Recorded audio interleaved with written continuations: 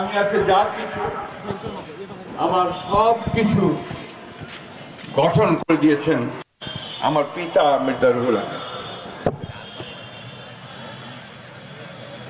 ওনার সবকে কথা বলার ধৃষ্টতা আমার নেই। আমি শুধু এইটুকু বলতে পারি, একজন সমাজ সংস্কারক, একজন অত্যন্ত আধুনিক মানুষ সেই সময়, এবং সমস্ত রকম সংস্কারের ঊর্ধ্বে একজন অসাম্প্রদায়িক নেতা ছিলেন তিনি।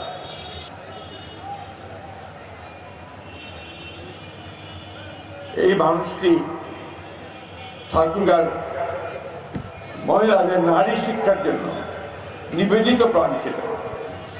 ঠাকুরগাঁও মহিলা কলেজ এবং প্রতিটি শিক্ষা প্রতিষ্ঠানের সঙ্গে তিনি জড়িত ছিলেন।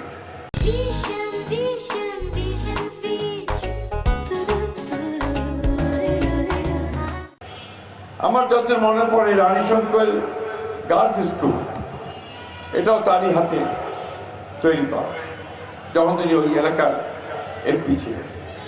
আমার আব্বার একটা ছোট্ট গাড়ি ছিল, আপনার ফিয়াট 600, ওই গাড়িটি নিয়ে তিনি পাহারা দিতেন শহর। দূর থেকে দেখে গেছেন যে আমি ওখানে মিটিং করছি।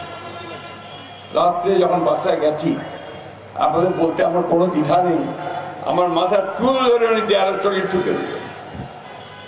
এখন ভাবি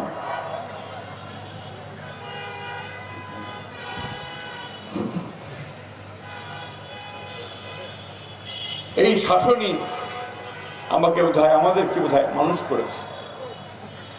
তার এই শক্ত শাসন, অকুণ্ঠ ভালোবাসা, তার দিক নির্দেশনা, এগুলোই আমাদেরকে মানুষ করেছে। আমাদের অনেকে বলে, আমাদের যারা সমকালীন অথবা আমাদের থেকে বড়, তারা বলতেন যে চকা মিয়ার প্রথম ধাক্কাটা যদি তুমি সামলাতে পারো তাহলে তোমার কাজটা হয়ে যাবে। প্রথমে একটু ধমক দিতেন, তারপরে বলতে এই এদিকে, তারপর কাজটা নিয়ে কাজটা করতে হবে। এইরকম মানুষ আজকের সমাজে বিরল, রাজনীতিতে বিরল, ন্যায় পরায়ণতে বিরল। আমার মনে আছে 1971 সালে যখন পাক আর্মি ক্র্যাকডাউন হলো, আমরা ঠাকুরগাঁয়ে যখন এখানে বিদ্রোহ হয়ে গেল, সেই সময় তিনি আমাদের পরিবারের সকলকে ট্রাকে উঠিয়ে যাচ্ছে। তা আমরা তো তখন যুদ্ধে নেমে গেছি। আমরা কেউ আপনার টুটু বোর রাইফেল, কেউ দোনালা বন্দুক, কেউ বড় বল্লম লাঠি হাতে আমরা রাস্তায় নেমেছি। আমি আব্বাকে কি বলছি, আপনি কোথায় যাচ্ছেন? তুই পাগল নাকি আমাদের? আর এই যে যুদ্ধক্ষেত্র হবে, আমার সমস্ত পরিবার, তোমাদের থাকবে লোকজন, তোমরা সব যুদ্ধের মুখে পড়বে। আমি আমার পরিবারকে নিয়ে এখন গ্রামে চলে যাচ্ছি, তারপরে দেখবো কি হয়। উনি তাই করেছিলেন, গ্রামে একটু বাড়িতে চলে গিয়েছেন। পরবর্তীকালে আমার মামার বাড়ি থেকে তিনি ভারতবর্ষে চলে গিয়েছিলেন। পাক সেনাবাহিনী তাকে ঠাকুরগাঁয়ে থাকতে দেয়নি, এটা হচ্ছে বাস্তবতা। পরে এই যুদ্ধের সময় শেষ পর্যন্ত ফিরে এসেছিল।